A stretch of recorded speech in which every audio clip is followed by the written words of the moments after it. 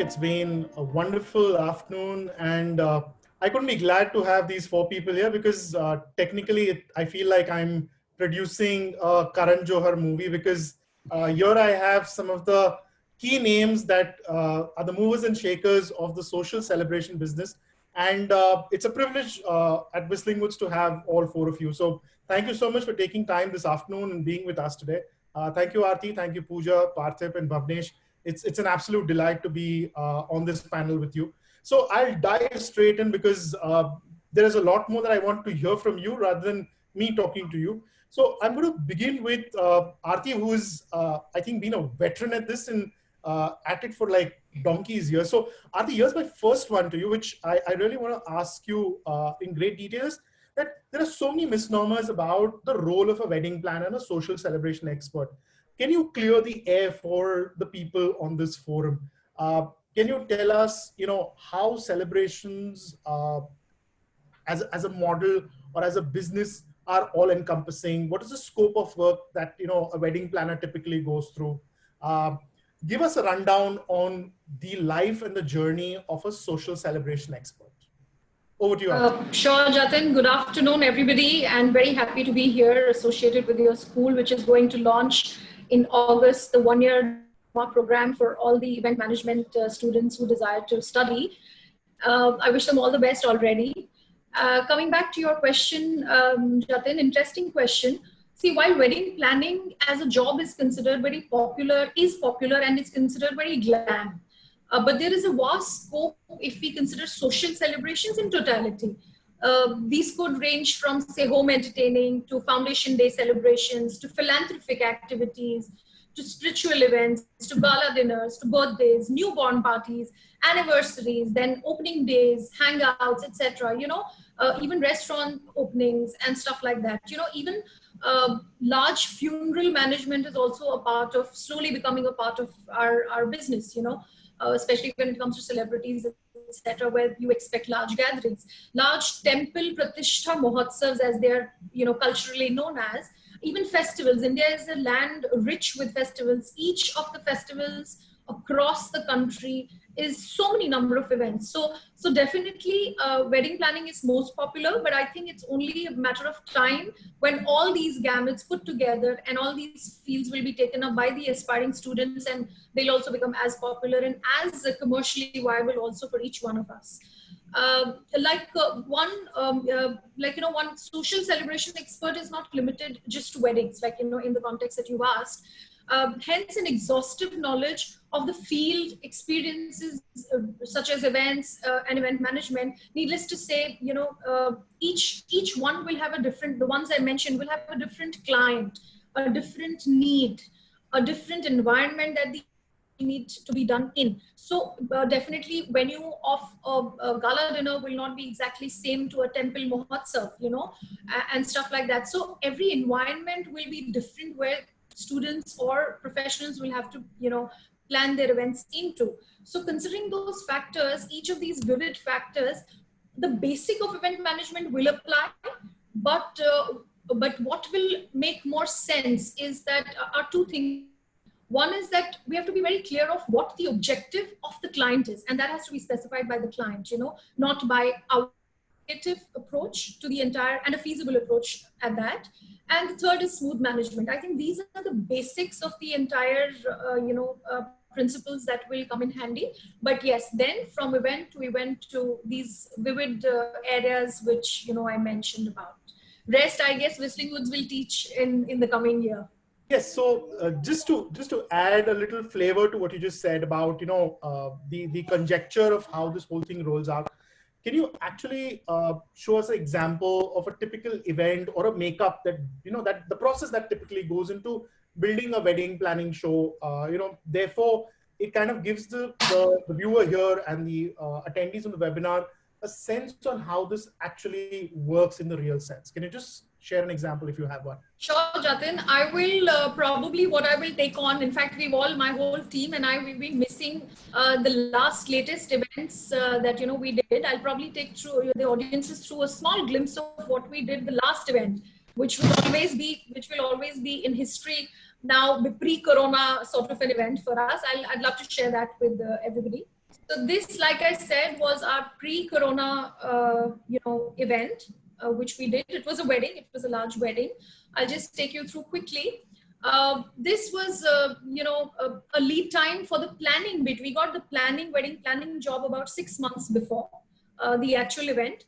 The wedding encompassed about 8 different functions, small and big put together. Client's own plot and a large piece of land, a venue, which you can't even call it a venue, a stretch of a venue, about 3 lakh plus square feet of space, and about 8,000 odd guests over various 8 functions that they had. And in terms of decor and pre-production, we had 15 days work going on site before the actual first function began. We had a lead time for production about less than a month, for certain odd reasons. As we all know, we are in India, things always, one thing leads to the other and things tend to get delayed. So we got only a month's, lead time to do the production. About 100 plus truckloads of material and 73 people in planning team and about 700 odd were production teams bandwidth. Unfortunately, like we always have some twist or the other, this was an unfortunate. Bride's grandfather passed away 1 week before the wedding, which already was, we had less lead time anyways. So the client was obviously, we couldn't communicate with them for certain last minute critical decisions and all that, the whole filmy style. And we took about, this whole setup finally took about 4 days to dismantle. And this here, what I show you guys is a master layout, as we call it. I don't know how clear it is to view, but yes, this is the overview of the entire space, which I mentioned. On the left, what you see is like an entire parking space, which was also plotted. Then there were different venues and different functions. This is a macro view of the different functions, which took over in about 3 days' time. So definitely allow me to just share a small glimpse of video, which will, probably be more appropriate for you all to see, and then I can take the rest of the discussion.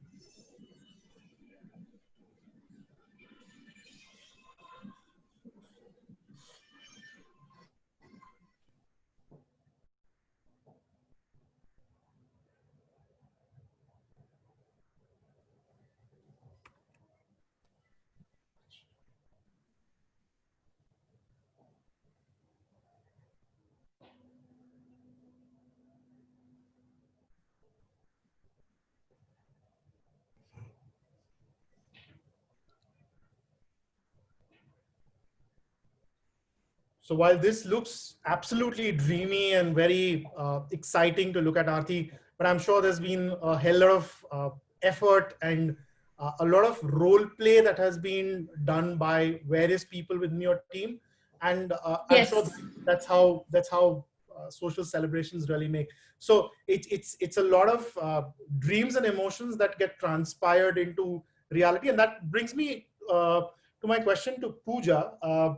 On this one, where, Pooja, I want to ask you specifically, saying, there is a difference between how social events are done and business events are done. Functionally, work-wise, the methods are different. The means, the skills of execution, all these are different. But according to you, what are the attributes and skill sets that you would look at for a recruit or an intern to work on social celebrations at weddings? Primarily emotions. I feel when we do social events vis-a-vis a business event, I think person has to be very creative and be very, very sensitive and emotional towards families. I think they both work completely different. Of course, having said that, like she just showed a beautiful setup of the entire setup of the whole decor. Yes, of course. So there is a lot of technical aspect as well, which goes into the wedding. But I feel the most important is to connect with the family at an emotional level, at a personal level. Even the wedding that I did 10 years ago, the families are family to me now. So that, I think that's one of the most important skill I feel if you really want to look at social weddings or social events as your career option. If you're not a people's person, I think you should just not go for that. So Pooja, essentially what I was looking for was yes, there is immense amount of passion that is required in the business to be getting there. And more importantly, you brought in bang on, it's the emotional connect which is required. So again, I have seen that a lot of social celebrations and especially weddings have this style quotient, which is somehow there in business events, but really not the notch which, Totally, totally, totally. So, like I said, so the creative aspect is most.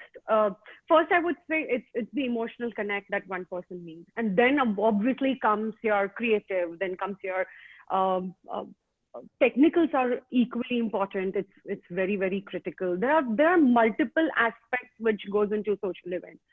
I think it's 100 times more than doing a business event. So it's everything. You need to know about the lights, the sound, the tech, the trussing, the layouts. You need to have the best PowerPoint presentation for your client, because frankly speaking, when you pitch yourself to a client, say 8 months ago or 10 months ago, of course he's heard about you. But practically speaking, just understand, if a client is giving me a 5 crore or a 10 crore project or wedding or a 20 crore wedding, only on that one PowerPoint presentation. काम तो बाद में देखेंगे, पहले तो सिर्फ PowerPoint presentation देखते हैं. So your PowerPoint presentation skill has to be really amazing, like when we do our presentations to the client, we literally ask them in the very first meeting. We never show our presentation in the first meeting. We go with our presentation only in the second meeting, because the first meeting we only take down details from them. And when we go with the second meeting for the presentation, I always tell my clients, please 6 से 8 घंटे निकाल कर आना और पूरी family को साथ में लेकर आना, because it's so much. My presentations are more than 1,000-1,200 slides, and it takes us. I mean, I would say even sometimes 8 hours and 10 hours, and only when the family is like, okay, अब तो breakfast, lunch, dinner हो गया, tata, bye bye, we'll meet another time to discuss more. So yeah, I think it's a lot of aspects. It's presentational skills, it's emotionally connecting, it's creativity, it's technicals. I mean, unless I know technicals, I will never be able to put up a presentation together. You need to know the cultures, the rituals of every family. When we do a lot of Marwari weddings, yeah, we do a lot of Marwari and Gujarati weddings. But I have seen Marwaris में ही इतने सारे different families हैं.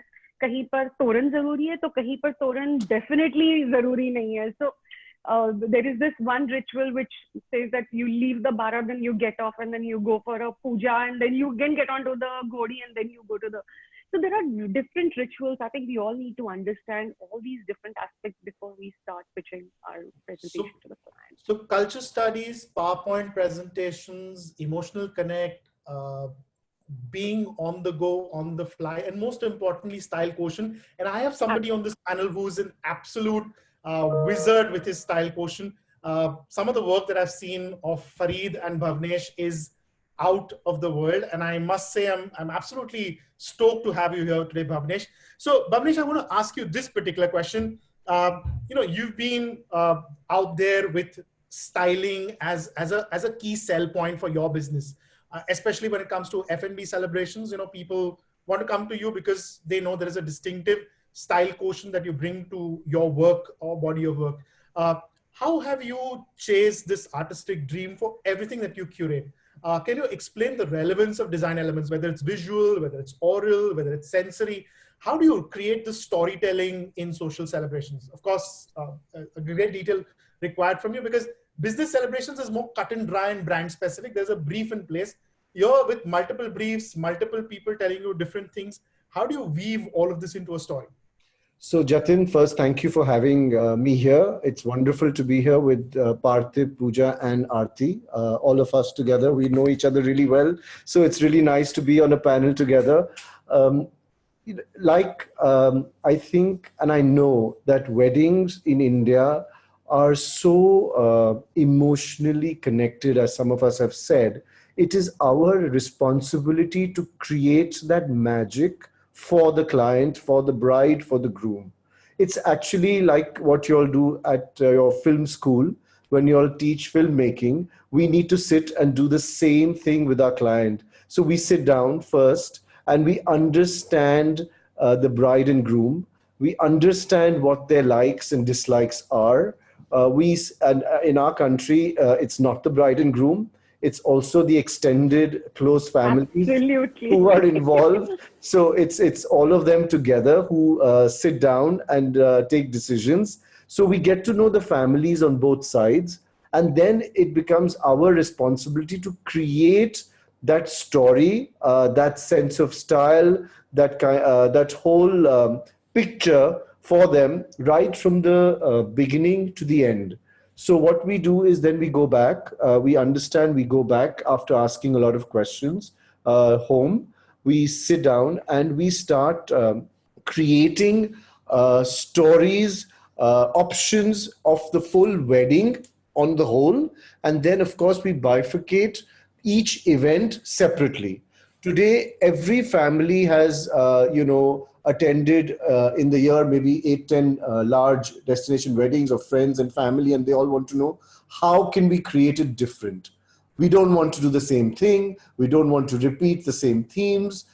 It has to be more personal to what we are. So if I'm going to sit down with the bride and groom and say, do you like a beach, or do you like, a palatial royal wedding in Rajasthan, or would you like to go to Bali or Goa or one of the beach destinations? So I need to understand them before I can create that magic for them.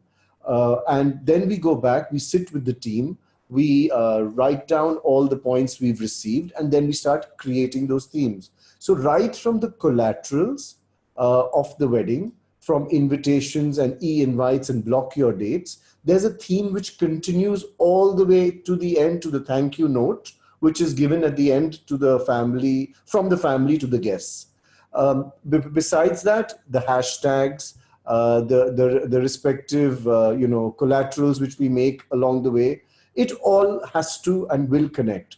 I'll give you a couple of examples of two different kind of clients. One is understated and one is a little flamboyant, and who wants more typical Bollywood style. So let's talk about one which we did recently in February and March. There was this high-profile business family from Mumbai and Kolkata, and they wanted a very subtle, classy, understated wedding, but it has to be beautiful. So what we did is, from the invitation, we had a specific scent we created for the invitation. So when the family received the invitation, they could get that fragrance. And that fragrance continued throughout the wedding in different events. So every time there was a reconnect with that smell came, because it was throughout the same fragrance which the bride and groom like. So when you take care of the sensory part of it, then we had the invitations written in calligraphy style, which continued again right from the beginning all the way to the thank you note in the end. So when a guest comes to the destination and wants to look for your partner on ground, there's collaterals which are going with the same theme. So there's a recognition, there's a connect which continues. Now here we had two sides of the families who most of them had not known each other because of living in different cities. So then we created the themes in such a way that the first theme was, actually one does a milni when the barat meets, but we didn't do that. We did a milni lunch when the welcome lunch happened. So it was literally like the two sides of the family meeting each other for the first time, like the tata, the taya and the mami and the mami. We do that, but we don't do it during the barat. We did at the welcome lunch, so they know each other for the next 2 days and bond. And it starts right from the beginning. And then there was song and dance. And then, of course, then it continued into, the evening where it was a sangeet. Now here again, we sit down with the client and the family, and everybody does not like to see a 1-hour sangeet, because it's only the immediate family who really enjoy it. So we try and break it down to different events. So there's a continuity. So if there's a mehendi happening or something, then the ladies of the house can break their performance to that event, and then the youngsters can do the sangeet. And so it's more fun. It's not only about the family, but everyone's participating. And then we go down to the design.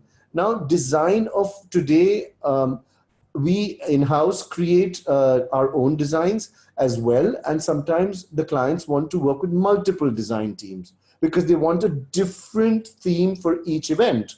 which is rightfully so. Earlier it was take one planner, take one design decor team and works everywhere. But today they want multiple. So we had, in fact, besides us, we had 3 other different design companies from the country working on the wedding. So we had Amayaj from Baroda, we had Hina, we had Vandana from Delhi, and we had Puneet from Delhi. So all of us together collaborated, sat down and created these different themes and decor for the client. So there was a connect, which being the planner, the sutradhar, what you say, connected the whole thing, but made it a diverse, every event was diverse in terms of the theme, the food. There was not one dish which was repeated over the 4 days. There was not one, it was to that detail that we go in to make sure that the menus are curated in such a fashion that there's no repetition. Then, of course, everything is stylized to the event and the theme and the decor, right from the artist. So you've done your visual, your decor, you've come down to your entertainment. Now your entertainment has to and will be connected to what you're showing visually and what the theme or ritual of the event is. So suppose you've got a marriage ritual happening, you've got Dharani Thakkar doing her chants and Buddhist monks doing their bit. And then you've got your, Sangeet, which is pure proper Bollywood, and you've got a great Bollywood singer performing. And then, of course, the welcome lunch is completely something different where people are bonding and getting together. So we stylize and we create each event in that fashion that right from your food, your decor, your entertainment, and everything goes in sync. So everybody at a wedding is not coming only for decor, only for food, or only for entertainment. It's important that all your 300-400 guests are all taken care of in one way or the other. Someone's there for the food, someone's there for the action, someone's there for the after party, someone's there for the alcohol. So everything has to be perfect in that fashion and created so everyone's really taken care of. So that was the understated one. Let me talk to you about another one we did a couple of years ago, which was actually very, very Bollywood. The theme of the wedding was Dil Dhadakne Do, and it was on a cruise ship. So we had this cruise liner, which sailed from Barcelona to Marseille to Cannes and back to Italy. There were 1,250 guests, and each evening, each theme of the wedding, of each event was on the music. Galla Gudiya, Girls Like to Swing. So all the songs of Dil Dhadakne Do made the event specific, and we created the decor, the theme, the rock and roll, the girls dance to like to swing, to Galla Gudiya, the Sangeet, to the wedding and the reception. And you felt like you're in the movie. Right from the invitation, in the beginning was a cruise ship, which went in to the e-invite was actually the invitation, which with Anil Kapoor and all of them on the boat lying down, and Priyanka and Ranveer posing. So the family was posing the same fashion to invite the guests. So they really wanted to do that. So we created that for them. So it's really very client specific, and you really need to understand what they want. We did Shreya Saran, there's an actress from the South. She got married to a Russian gentleman called Andrei. So there were only 140, 150 guests, and she wanted it extremely intimate. So we took this palace called Deogar, not Devigar, Deogar, which is a 2-hour drive from Udaipur. We locked the palace down for 3 days. Everybody was in. No one else was invited. And she wanted to play Holi. Now, you'll never get an actress or any bride who wants to play Holi on her wedding days. So she didn't mind. We had actual color, and we created a Holi festival because she wanted the groom side to experience Holi in India. So this is the kind of, we need to know what they want and then create that so-called magic that we try for them, bespoke, because we want to be different whenever we can. And also, of course, the design of the decor. So we like the theme and the event. We sit down, we mood board. First we reference, then we mood board. After mood boarding, then the team goes into the 3D design. and then of course the execution and the final product.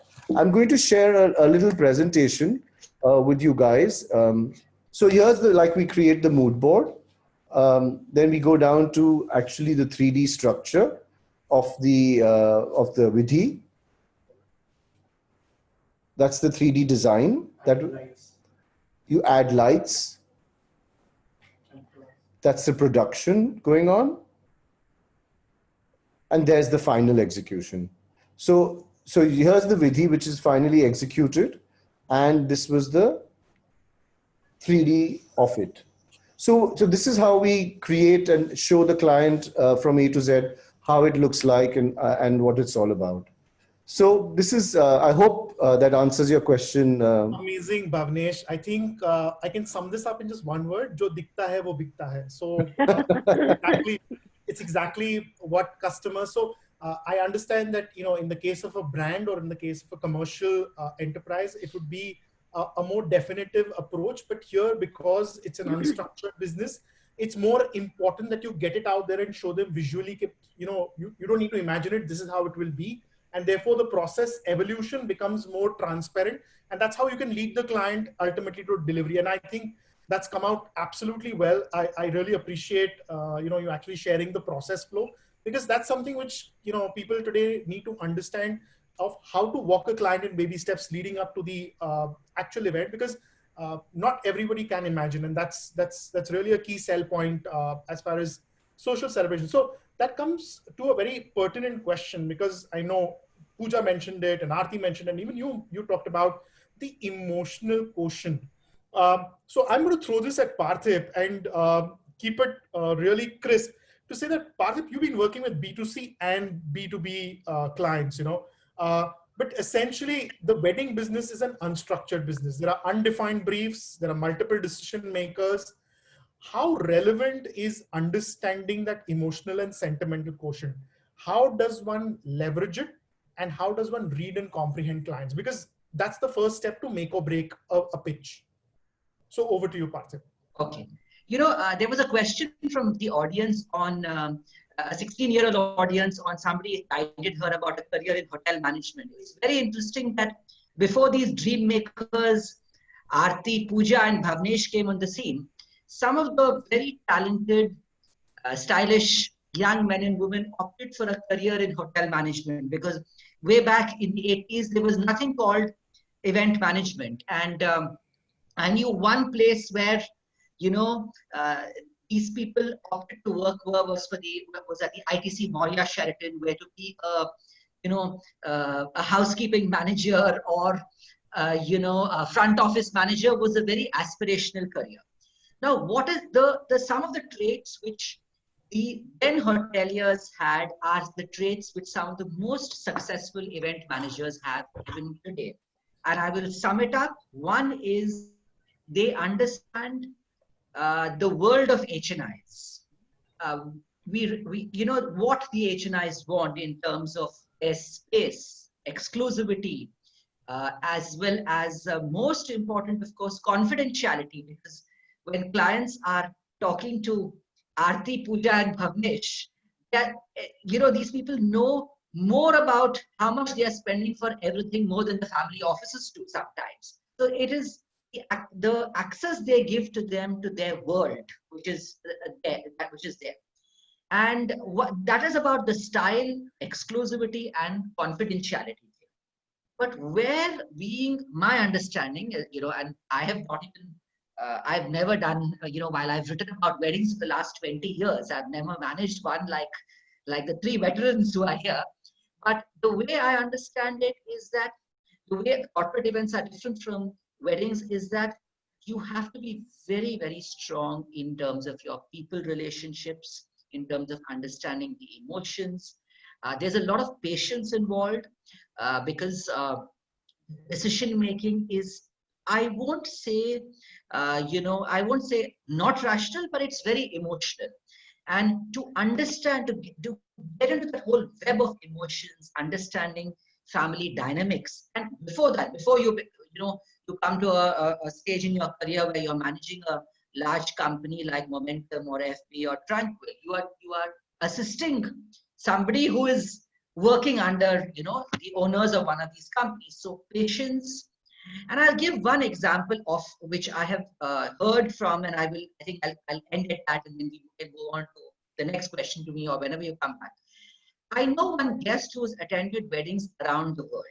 And he told me, you know, Parthip, I have attended weddings which have been organized by international wedding planners for an Indian family, the very large, you know, event management companies who are traditionally not into weddings. And I've attended weddings organized by, you know, the boutique wedding companies. And I cannot obviously mention their names here because it would not be fair. But he says, what is the difference between a good wedding planner and an outstanding wedding planner? And he said, Parthip, you know, I have seen water falling down somewhere near the mandap, and this boy who works for the outstanding wedding planner, he removes his kerchief and he wipes water. Now, I'm not glamorizing this profession. And for the students who are watching this, maybe just shocked, they say, is this what I've expected to do as a wedding planner when I joined? I hope I am giving a picture from an outsider's view, from a guest's view, of what is called a ground reality. So you have to be so observant, you have to be so agile that you cannot just kind of tap your fingers and say, hey, you know, housekeeping of the hotel, come here and do this. If the housekeeping staff of the hotel takes 2 minutes, you have to do the job within 2 seconds. And here is this young man or woman who is literally there. You know, he doesn't lose sight of the host for even 1 second, and he's doing that job. So that for me also means being emotional and high on emotional quotient, that it is not about the work which has been put for you in your whole charter, because while all that is, of course, will be put together by the best and professionally run event management companies, and more so even now with all your SOPs, I think at every wedding, there are so many unexpected things which happen, which is why I keep telling the content team of WeddingSutra, can you avoid using that term called perfect wedding? Because there's no such thing as a perfect wedding. Because every wedding, no matter how many months or years you have planned for it, there will be those last minute things where the planner, his team, and the family will have to pitch in and make anybody comfortable. And that is my view of, you know, emotions, ground reality. So you've, of course, there is Bhavnesh's eye is on the sky, and he's obviously, you know, and Aarti's presentations. If I was a degree college student, I would immediately send my resume to FP6, sir, can I work with you? And then I'll ask Aarti, ma'am, where is your next international wedding? I also want to travel. Yeah. But that is, of course, yes, that is, of course, your aesthetic sense, style, all those things. But the ground reality, all of you have to be aware of.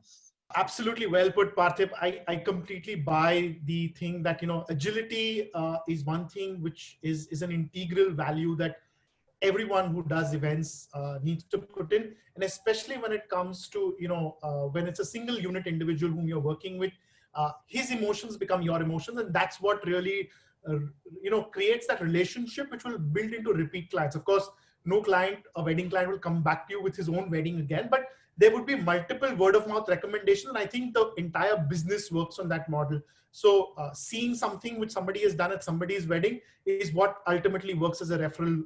And the whole trust, and what happens literally is they observe who's there, they get to know, and you said they don't come back, but I think the most successful wedding planners are doing work for some families over years, right? If not, and that is where the Indian scenario is so different. So there was one company I know who used to do a lot of shows for the jewelry industry at one point, and today they are specialized in doing work for the Kalanpuri diamond merchants. Somebody was strong in the IT sector in Bangalore, and she's doing a lot of boutique weddings of the IT CEOs in Bangalore. So the whole scenario is so different in India that you may be a wedding planner, and that is the work which is there on your website, but you are also the trusted mind hand for event management for that whole ecosystem. Up to now, it's been, you know, certain locations. So there are some planners who, you know, specialized in Russell Khaimah, some have specialized in the NRI Sindhi community. Some, as I mentioned, are in the. So again, as a planning thing, it's really understanding cultures.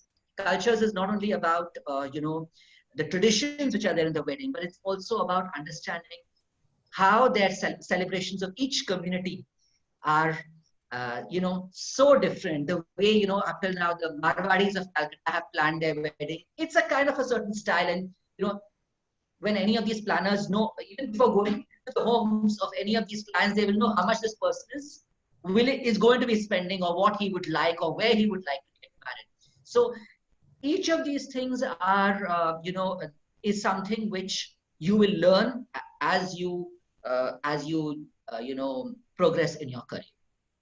In fact, you will be happy to know, in fact, I should share with all of you, is that Whistling Woods International School of Event Management has a subject on cultural studies, which covers in-depth understanding of, how Indian culture and how Indian consumers use culture as a part of their ethos when it comes to consumer buying behavior. So that's an integral subject, which and a planner once told me, she's been around in this profession for almost 3 decades. She says, now of course you have Google, where you can, read up and you can get to see, what is the personal style of this industry. She says, back then I didn't have any, obviously there was no event management school. She says, the way I learned about families is I would wait to get an invitation for a lunch or dinner at their home, because the best way to know about a family or learn about a family is to eat with them. When you eat with them, you get to know everything about them, their food preferences, their style, their hospitality, and everything. And I think I'm very glad you have introduced this module, because food, fashion, travel, and how it's all changed over the years. It'll be very interesting to note what you are imparting in this module. So that there is a lot of questions here on COVID and the business after COVID. So I'm going to club a lot of those together and ask Aarti and Bhavnesh, because you guys have been doing a lot of destination. Of course, Pooja, also you can jump into this one. The question here is that, how is this industry recession proof? What will be the status and way forward for the industry going forward in the current times? Can y'all all collectively throw some light on this? Anyone, please go ahead. Aarti, you start, and then I'll... Okay. I'll take that. So, Jatin, yes, I also read the chat box, and I think basics of wedding planning and the industry, everybody knows. People are very curious to know, what does future entail and how is it looking from now on? Of course, considering the COVID situation everywhere. I wouldn't call this industry particularly recession proof in the COVID context, but I would definitely say that conventional planners have captured only certain pie of the entire market share. When I say that, because all my friends here on the panel and all the other extended friends that I know, industry planners are, the big ones especially, they're only taking care of the cream of the weddings, which means that for all the mass weddings, which are the volumes business, that is somewhere still there to be tapped into. And that none of us have really, gotten into so far. And there is huge potential and a scalable business model there, which one can be hopeful for. In 3-tier, 4-tier cities, whether it's about social celebrations and the kinds of social celebrations that I mentioned earlier, and even the weddings for that matter. And there is enough and more for everyone to be able to, which is palpable, which is profitable, palpable. It's just that we need to know, rather, the young aspirants and future leaders of the business, they need to know which space they can get into based on the territory in terms of geography where they are located, what kind of work happens there, and what is the value addition that they can bring to the table. I think given all these few things correctly, there will be enough and sustainable businesses that will happen even in the future, even after post-COVID situation. Thank you, Aarti. That was nice. I also want to add that, listen, people will always fall in love and they will always get married. We in India, especially, believe in that culture. It's in our culture, and I am extremely positive today. Uh, I don't believe in virtual weddings and these Zoom weddings and all, because it's not something I believe in, and I don't think it's part of our Indian culture at all. I think it's very important to understand that our weddings are a celebration over a few days. It's about the jewelry. It's about the clothes we're wearing. It's about a meeting, celebrating together, and that's not going to stop. When we talk about recession, we are all going through a period of lockdown worldwide, and this is unprecedented. We're not, whatever is going to happen post COVID, it will happen. I have inquiries of celebrations from November this year, December, and January. So if I've got these inquiries and people are asking today for me to plan for them, that means people are ready to get out. They are happy to have plan A and plan B. So what they're doing is, okay, if you're doing a destination wedding, if you're going to take 300 guests, make me a plan A. And if you're not, we're going to be able to travel, let's do a plan B, which is close to home. So people want to get married. We believe in these lovely Muhurat dates in our country. So those are the typical period where maximum weddings happen.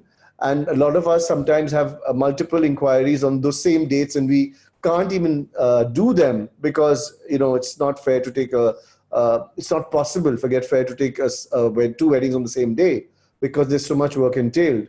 And so it's for me, it's extremely important to remember that it's going to start. First, it will start closer to home. Let me take Mumbai as an example. If it's going to be local, or it's going to be a drive down to Pune, can be a destination, or vice versa. Somebody from Pune may come to Mumbai as a destination. So these things can happen. People from Delhi may drive down to Jaipur if flights are not, that exciting at the time for a destination. So that's going to happen. UAE, I feel, is going to be another state which is going to come up, a country which is going to come up very fast because they're doing a lot of testing. They're going to make it COVID proof.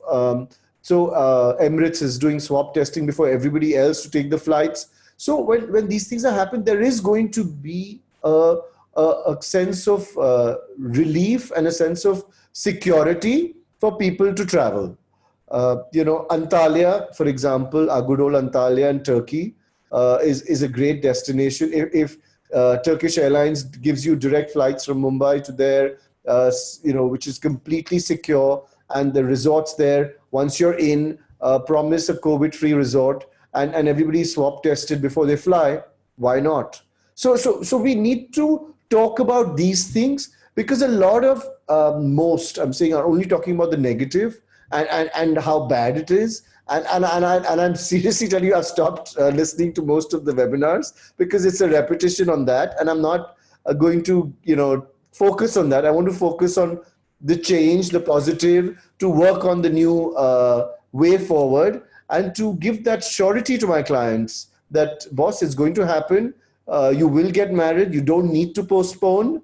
You can do it. We can do it for you on those same dates. And it's a collaboration. The airline, the hotel, the planning team, the decor team, everybody has to sit and take responsibilities individually and be positive and make sure it happens. So that's how I'm looking at it, Jatin. I don't think it's a big task, frankly speaking. I think Pura, the moment the boy or the girl is born, unke parents start collecting money for their wedding. So it is a recession proof, no matter what we say or do. When it comes to weddings, the parents want to give the best wedding to their child. Especially in India, that's exactly how they think. And I feel that's something that will not change for sure. Secondly, like Bhavnesh rightly said, I'm sitting right now in Dubai and I see a huge difference. It's normal. People have started going out. Everything is normal. Yesterday, they had 43,000 tests and there were only 800 cases. So Dubai is really going all out. Malls are open. Everything is open. People are walking, shopping, eating outside. Life has come back to normal. Maybe not 100%, but I would say 60 to 70%. And I think that's good considering it's still pandemic across the globe. So I'm sure Dubai is the first country which will pick up really soon.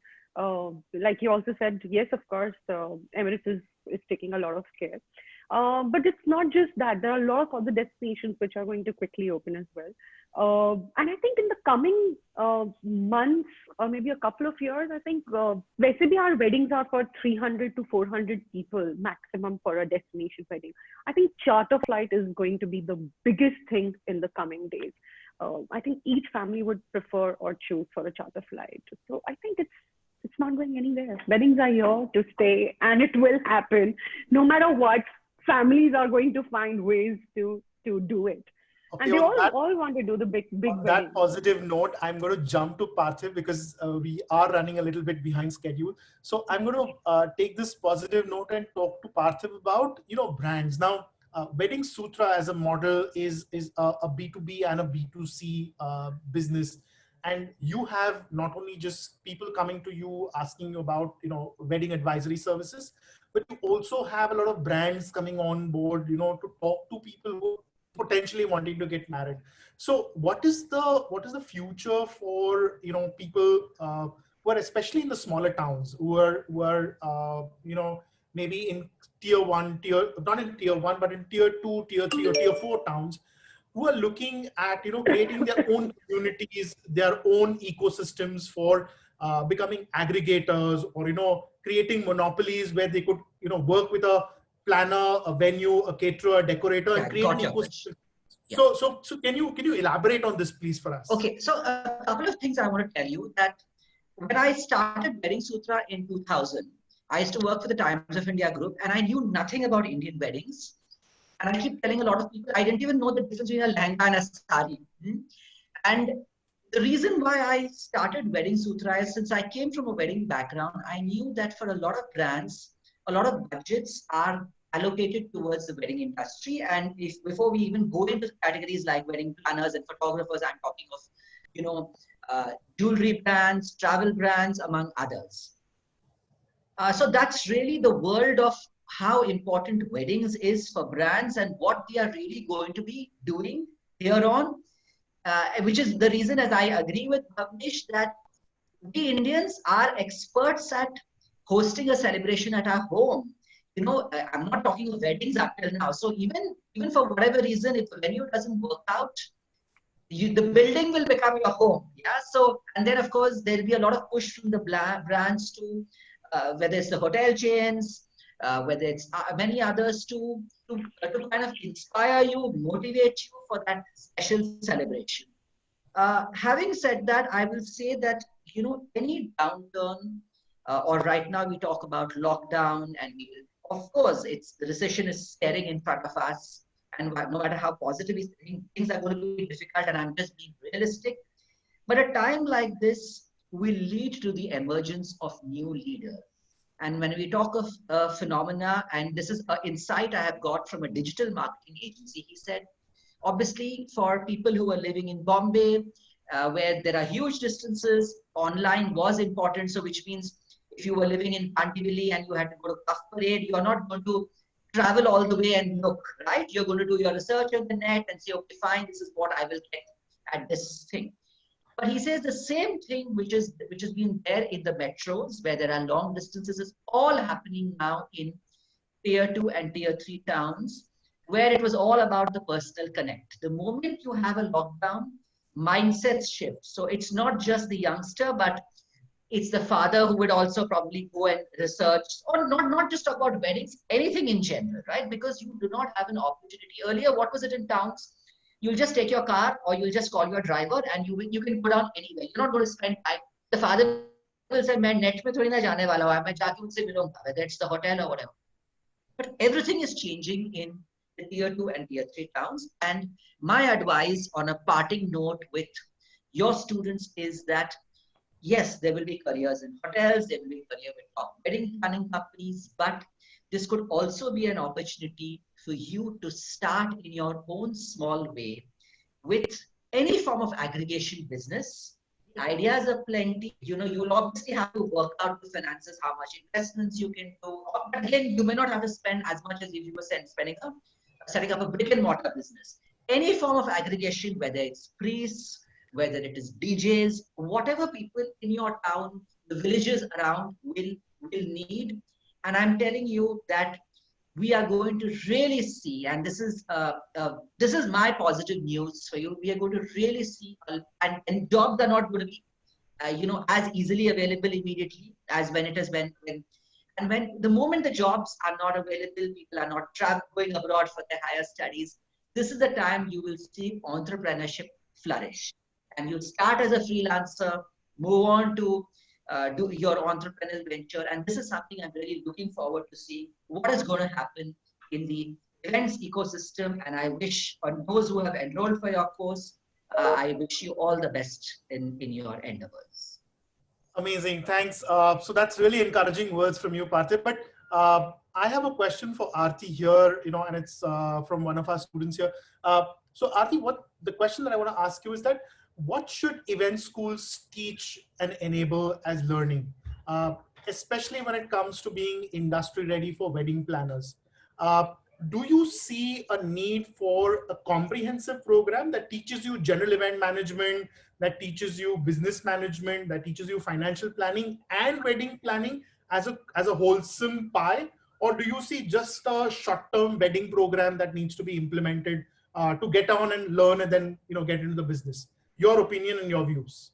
Yeah, Jatin, we have in the past worked with a lot of students and people who have graduated from different schools. And I'm glad there are schools now. In our time, there were no schools that would teach us what we are actually doing today. Having said that, most of the programs that currently exist in the country are only short-term till about a few months to 6 months programs. I feel that yes, a comprehensive program and a little longer program would make a lot of sense, because we say it in a very small word like event management and event execution and event creation. But when we actually fragment the whole thing, there are multiple vivid, multi-dimensional events categories within the field. So there is a lot to learn. And some of the principles, while they work for the basic of all the possible events put together, there are definitely specializations needed as you try and orient yourself as a career chooser to try and go into that particular stream, because there is a different science that works for a corporate event. There is a different DNA you have to have, or rather have to acquire from a course like yours, that which they actually have to adapt and imbibe into themselves going forward into the wedding business and other social celebrations. So definitely a comprehensive program is a yes. At the same time, I'd like to add that apart from the theoretical knowledge, there has to be a lot of emphasis on practical knowledge. All the institutes so far, they've been extended internships for the students, which is great.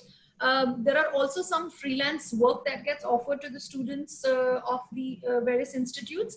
What I also feel, Jatin, is that it is highly important for somebody to do, instead of classroom studying and coaching, to more actively try and do field study, which means that if the students as a bunch, as the whole classroom was taken to a site, to an active site, where there would be somebody teaching, a dedicated teacher who would actually explain various facets of what exactly is happening over here without disturbing the event planner.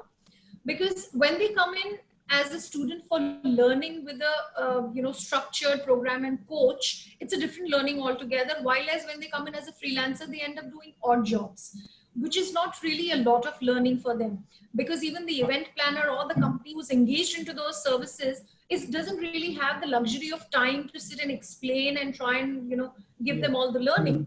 But a person who's dedicated and entrusted with that sort of a job would really be a great deal if that entire classroom was taken to a site and just for the purpose of learning, no really doing any work or anything with these students.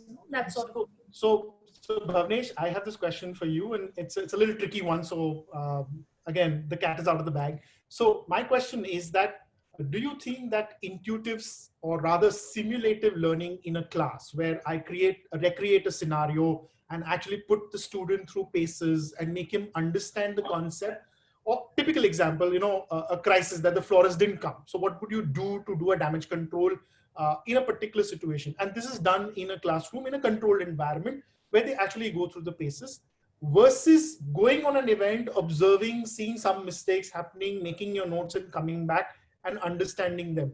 What would you choose as a learning curve, as a much better learning curve than the conventional that I just described? Because on the job training is something that everyone has been doing so far. But how much of that has been successful? I'm sure you'll be able to answer that better. When a student comes for a final placement, how much has he learned after going through on-the-job training and learning in a school and then coming and working full-time, or versus doing simulative learning and on-the-job training and then coming and working on a full-time basis? So, Jatin, we've also worked with students who've come to us after doing a course during their internship, and they want to learn the process on the job. See, for me, I think as everybody knows, our wedding planning business is, I think, an event business is one of the most stressful businesses in the world. It's almost in the top five in comparison to mining and doctoring and firemen so event management comes in one of those. So I'm not I want all your students to know that it's the adrenaline which keeps us going. It's the creativity and the adrenaline which excites us and makes us go to keep creating, keep performing, because there is no retake. Please remember, in a film school, you'll go back and reshoot a scene.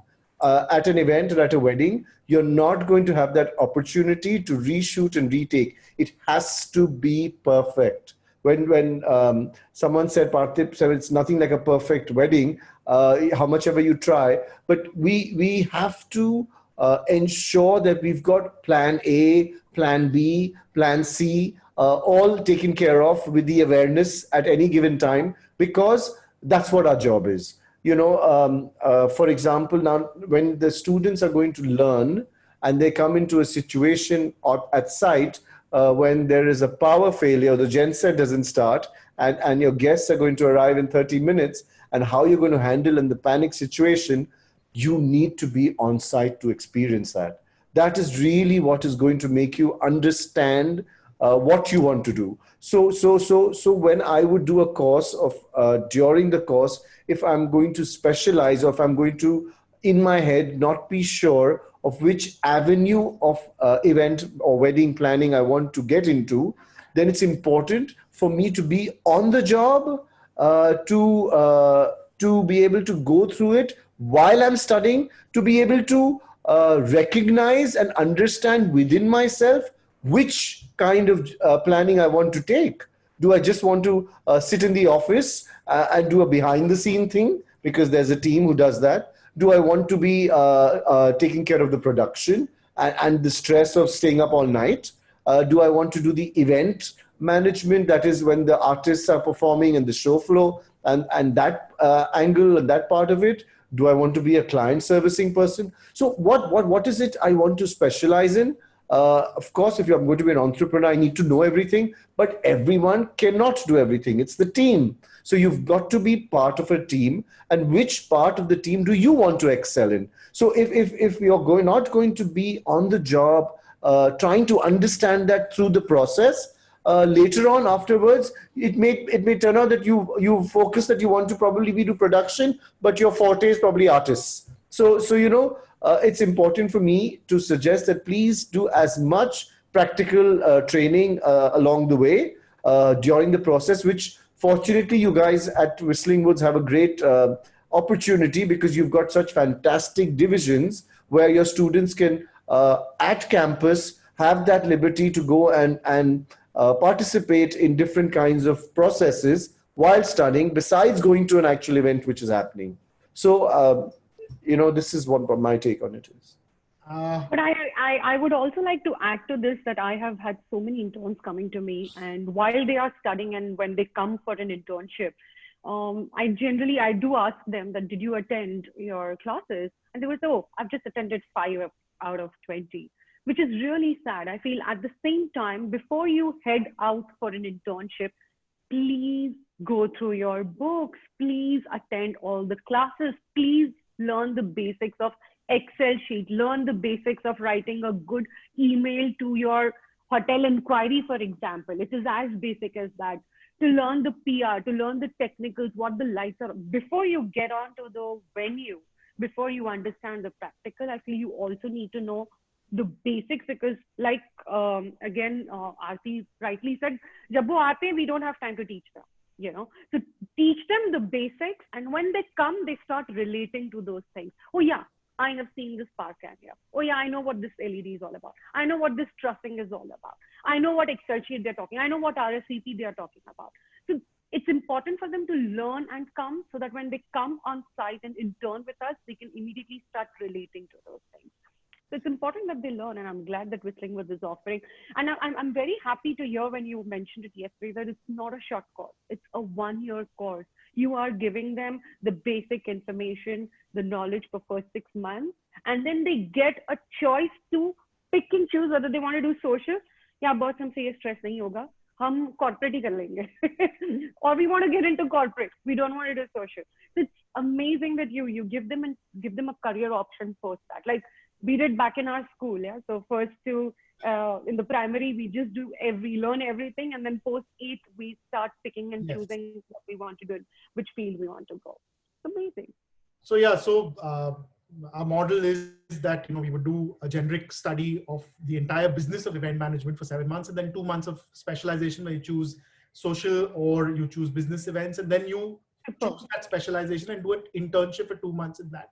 So technically you build your base, to become industry ready to reach out there. So my last question here, before I take in some of there are too many audience questions. So we're just going to stretch this for another 10 more minutes because there are too many questions on the panel right now. So I'm just going to ask you one question before I jump to the audience questions. And this is a question for all of you. So each one of you can just add 1 or 2 points and keep it brief.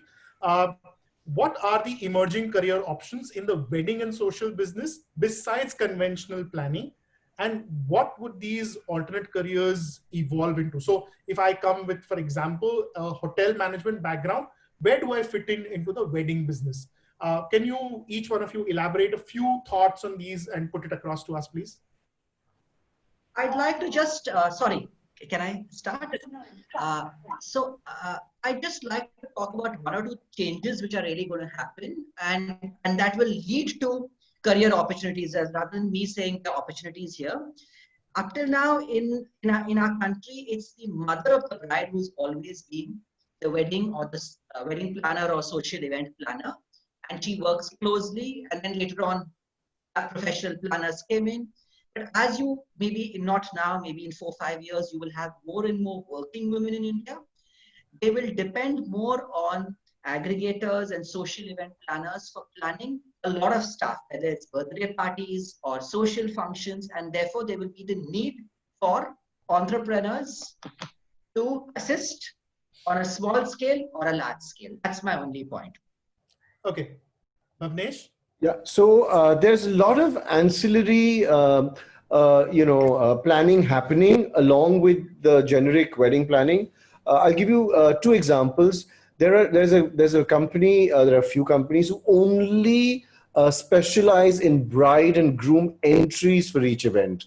Now, this is something which, we, of course, as planners suggest, but then there's a specialized agency who only does this. So if you've got to have your bride and groom come in on a crane or come in with a band and with the fireworks. So there are these entries which are curated, especially. There's a company handling this, so you can maybe just get into that. Or another one is somebody's just handling proposals. So not even getting into the wedding stage. So there are some people who are only creating the different kind of proposals a bride and a groom can do for the bride, which is unique. So it becomes a complete event in itself before the actual wedding. So these are a couple of examples I thought, Pooja? I think not just weddings, but there are fashion shows, and there's DJing, and there's photography, and there are parallel options that they could probably look at if not just the social events. There are award shows. There are so many. Like Big Boss is an event, which is a televised event. So that's a different aspect altogether, which needs completely different skill altogether. So there are multiple options in terms of career where you want to go there. I think there's one person who's been asking Jessica here, what is, do you think that now the entrepreneurs, they could be entrepreneurs? And yes, of course, you can be an entrepreneur, but you don't need to. If social is not what you are looking at, then there are multiple career options that you could look at within the event management. Aarti? Yeah, Jatin, I think the broad answer to your question is creativity and specialization. That's where it is heading. And when I say specialization, I'd just like to give quick examples because we've got to keep time in mind. So the answers could be, the ideas and answers could be something like having fun TikTok video invitations to menu curators, food menus. In a wedding, you have multiple functions and morning, evenings, afternoons put together. You have pretty much about 12 to 15 menus to be made. And each menu has to stand out against the other. And with, so there could be menu curators, there could be food stylists, which is presentation in weddings it's all about presentation, especially with the food being the key element, the hero of the wedding. Then script writers who only have a hang of social events. Sangeet engineers, like even Bhavnesh was saying that there are people who are specifically only doing, bride and groom entries. Pre-wedding youngster parties, like somebody could just try and focus on that and make a niche on that and just be the master of that and be known for it. And whatever it entails, like photo moment assistant. Photography is such a big thing in today's time with everything going digital, the whole life itself going digital. I think people need special assistance when they need to create those scripted, pre-designed, preconceived photo moments, whether it's a group photograph or a couple photograph, and the assistant that it entails, from a stylist to a costume person to the destination to the travel it needs, the scene that you create, the special effects that you want, or gifting. So these are few things. I'm sure the younger generation will come up with a much, much better and many more other ideas. But the broad answer being creativity is always a solution to any problem, and specialization will be the art that will see them through. That's my 2 bits on this. There's a question from Aishwarya Verma, and I don't know, any one of you can pick this up. What is the job scope for a PR person in the wedding industry? Before that, I'd just like to say what all our panelists have summed up is that the days of a generalist are over. Today, when you do your MBA, you don't become a general manager on day one. Similarly, what unless Paul said here is there is scope for a lot of specialized and super specialized functions in event industry. Over to you, Aarti, regarding the query. So can I get that, or Aarti, who's getting that? No, you go ahead, Bhavnesh, go ahead. Okay, so why I wanted to get this PR one is I've actually, for a couple of my clients and their weddings, we've actually hired a PR agency to do PR on the wedding.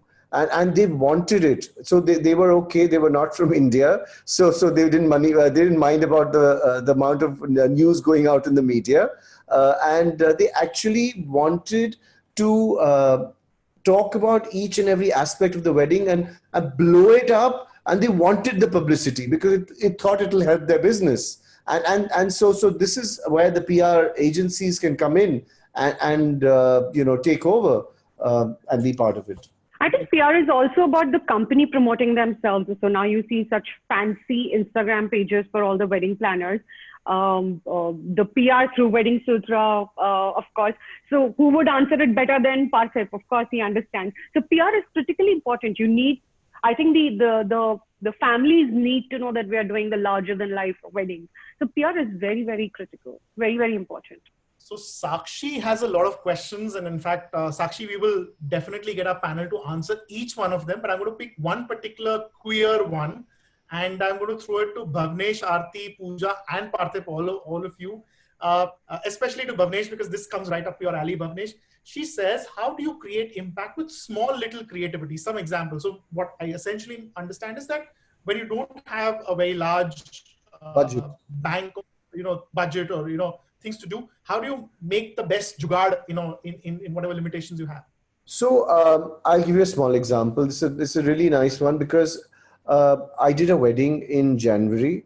It was a very intimate wedding. It was in Patiala. It was only 120 or 140 guests. The budget was very. I would not say it was a very slim budget. It was given to me, and it was said that this is what you need to create everything in. It was for 4 nights of decor for 150 guests, and what we did is at that time we we of course don't have the budgets to create big sets and big, so we create small elements in each function. Of course, each function is again thematized like we always do and stylized with the decor and the entertainment and the food matching each other. But like, for example, for the wedding lunch, post the wedding, we did pampas grass. So that was the highlight of the whole event. For the Sufi evening, we just did flowers and candles and an installation of flowers and candles. And the whole decor and theme revolved around that. For the after party, it was just disco balls, which actually don't cost too much, and lights thrown on it. And just the bar was highlighted. And so key small elements to take up, because your venues are not very large, and you can create that creativity and style out of that as well. So it doesn't have to be huge sets. It doesn't have to be a lot of expense there. Just linen, good fabric, candle, flowers, these little elements can create magic again. So that's where the creativity comes in. Absolutely.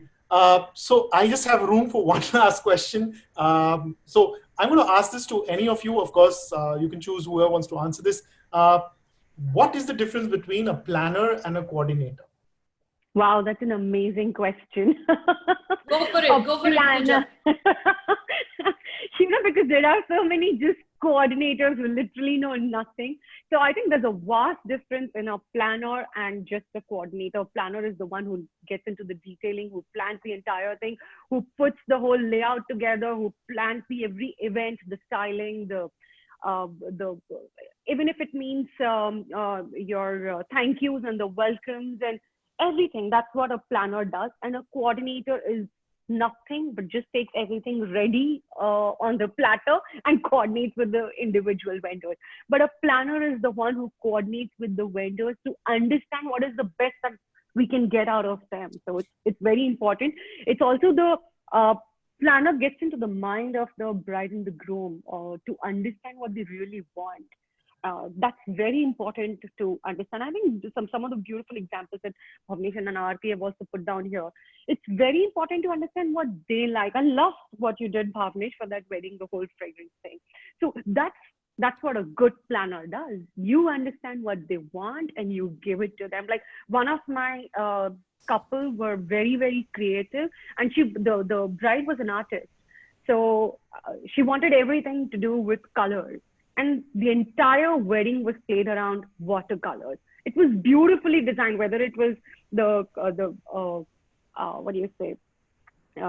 creatives on the welcome cards, to the thank yous, to everything, whether the invitations, everything that went, even the decor for that matter, even their dance floor, everything was related to art. So that's what a planner does. A planner plans the entire thing, designs everything, not just coordinates what is given ready on the platter. Sorry, I'd like to add to it, Jatin, for the benefit of the students and audience. Sure. There is a trend in the West, in fact, for opportunities, in the name of opportunities, if I may say this. Yes, whatever Pooja said is absolutely right. But, there is also career opportunities there. There are lots of families who take 6 months before decisions and planning into their hand, and they still need people on the ground to help them during those 10 days or whatever, last 10 days and the days of the event. And that is where these coordinators come in very handy. And in the West, there is a trend per day or per hour. And those also make up for career opportunities. So you might not want to invest So you could 6 just months have freelance wedding coordinators. Yeah? Yes. So you might not really decode the client the way we conventionally do and try and get into their skin and their families and have luncheons and all of that. But you can still come in and provide your services short, crisp, clean, and out and on to the next. And probably do much more business than what all of us do, Yeah, because we can only take so many projects. So can I summarize this between the two ladies? Is that the planner is the mind and the heart of a typical social celebration or a wedding, and the planner, yes, and the coordinator would be the hands and legs, would do the actual running around based on a specific requirement or need that the client has. So essentially, a planner could hire coordinators and get them to go ahead and deliver solutions, whereas a coordinator would just be doing multiple roles for multiple people, like a hire and fire a mercenary. Is that Quick service? Yes. Okay. So I just want to sum up this one with you. One rapid fire question to all of you, and one industry that you see within the social celebration space that will emerge. I know a couple, but I'm not going to prompt you right now. So I'm going to ask you to come up with. So one particular industry or one particular element of social celebrations, which you think will be the next emerging generation business going forward. So over to you, all of you, each one of you can answer this one. Starting with Aarti. If I got this question correct, you want us to answer which is the most going to be most trendy celebration, right? Yes. I think the parties, the smaller parties are going to pick up a lot. The small intimate parties. Aarti? I feel a pre-wedding bachelor's party would now be a very big thing. So it could possibly happen in the coming days that the couple would want to go out, celebrate with their friends, and then just come back to their hometown or come back home and do a small celebration with the immediate family members. Yeah. If I was to talk about career opportunities, and I'll take off from what Aarti said, entertainment for smaller celebrations, where there would be an app where you're able to provide a wide variety of talent for social celebrations from 10,000 rupees to 10 lakh. Wow. And where you can get a lot of people who may have other jobs but who want to work post office hours or over the week. I see a lot of scope in tier 3 and tier 4 to get more structured and get more localized, because when we go there, we work with local volunteers at the time who come in because who want to aspire and work with you. So I see them getting more localized and structured and getting into event planning because there is money in these cities. There is a lot of scope for business there, and everybody can't afford a planner to come from the metros and would want or has not heard of it. So these smaller towns and maybe villages which will become towns are going to have a lot more individual local people coming up as planning and coordinate and event managers. Wow. So I wish we had more time, but this has been an amazing afternoon. I'm absolutely stoked to have Aarti, Parthip, Bhavnesh, and Pooja with us today here. On behalf of Whistling Woods, Thank you. I'm absolutely grateful to you. And I would request you to please answer the questions which are still pending on my panel here. So all those who have put in their questions, please ensure that you put your email address also on that question panel. If you've not registered with your email address, we would need that to help reach out to you with the answers. And if you can't obviously connect with us, then there is an email address which Mehak will put down on the chat box on the question answer panel.